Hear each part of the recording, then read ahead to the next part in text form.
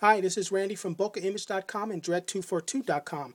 My analog project 2011 continues in the month of July with the Rollei 35. The Rollei 35 was released in 1966, and at the time it was the smallest all-mechanical 35mm camera with a collapsible lens. This lens is a 40mm f3.5 lens that has a focusing range from 3 feet out to infinity.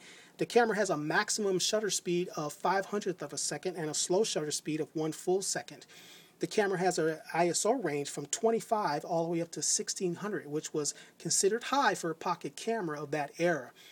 This camera has unique designs. Everything about this camera is opposite of what you would expect on a 35mm camera. So let's take a quick walk around the block. On the front of the camera, we have 4 dials here. You have the main dial here on the right side, which allows you to select your aperture. So you spin that dial. There's a little lock here that you depress to spin the dial, and it allows you to set your aperture. On the front of that particular dial, there's an ISO ring that allows you to set your ISO for your film speed. On the other side, we have another similar dial that allows you to select your shutter speed. You simply spin that, and it clicks into place. You select your shutter speed.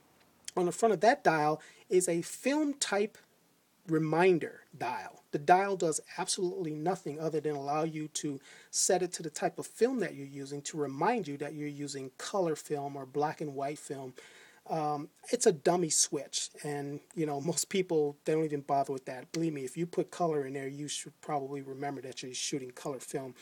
The front of the camera has a light meter window right here, which takes a reading for the light meter. The top of the camera, we have the film advance crank. Here on the left side of the camera, you have a lens release button, and this is the button that you press to release the lens. So you press this button, and you pull the lens out and twist it to lock it. Now the lens is locked in place, and the camera is ready to go. And you typically cannot release this lens unless you cock the shutter. You have to cock it like you're going to take a picture, and that allows the button to be pressed and you to rotate the lens and lock it back in place and pocket your camera. So there you go. So you pull that out and you twist to lock it. You have a shutter release button here on the top. You have a window for your light meter indicator.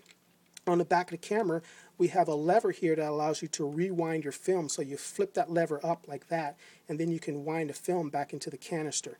Of course, you have your viewfinder window here. Now, the bottom of the camera has a lot of stuff going on down here on the bottom of the camera. And yes, that is the bottom of the camera. So if you look on the bottom, we have a flash mount down here on the bottom of the camera. We have another lever that allows you to take the whole back cover off the camera to put film in. You have a tripod mount. You also have a film count window to count your film frame, I should say. And then you have your rewind crank. So when you pull this crank out, it allows you to wind your film back into the canister. And notice that I'm indicating all of this on the right side of the camera because, like I said, everything about this camera is opposite. So you have a crank on this side. Normally it would be on that side. You have a film rewind button, which would normally be on the bottom of the camera, but it's on the back. You have a crank on this side when it's normally on this side on the top.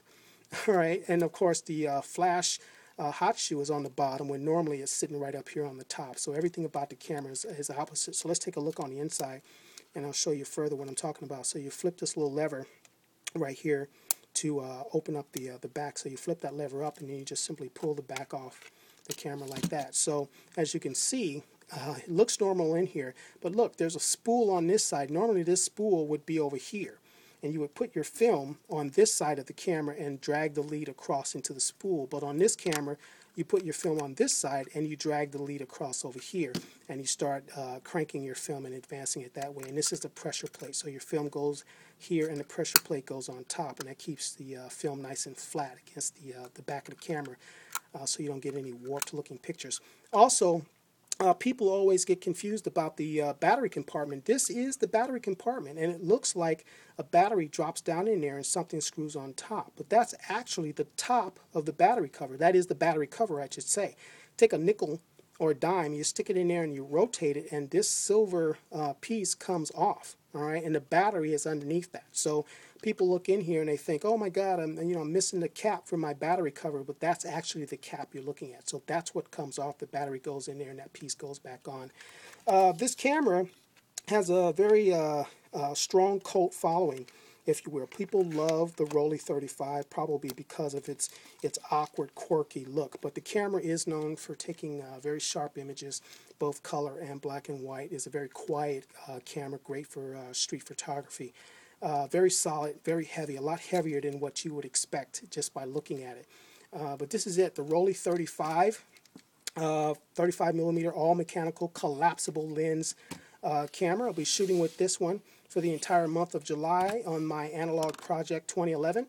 Look for the photographs on dread242.com, maybe one or two posted on Flickr or bookimage.com. So see you next month with another film camera from my growing vintage collection. Thanks for watching, and see you next time.